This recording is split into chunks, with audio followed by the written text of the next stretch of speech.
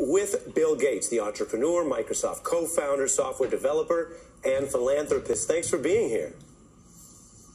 Great to talk to you. The Bill and Melinda Gates Foundation's annual letter has now just come out.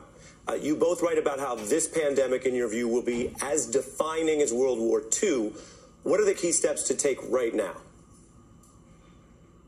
Well, we have to do two things at once. We have to bring this epidemic to an end, primarily by getting the vaccine out in large numbers to the entire world.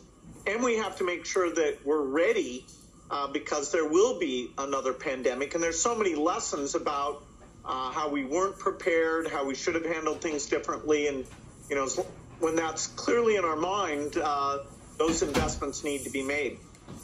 You mentioned being ready for the next time.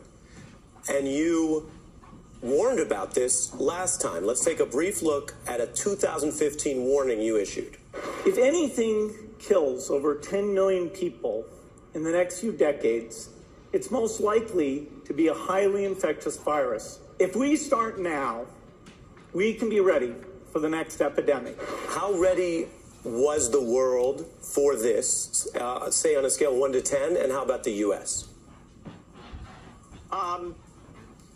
The U.S. gets a low score because the understanding of how to get diagnostics up to scale early to stop the exponential spread, you know, if that had been done well, we would have been more like an Australia or a South Korea, where the death toll is less than a tenth of the tragic situation in the United States. So we made mistakes before the epidemic in not investing more. And then during the epidemic, we also made mistakes.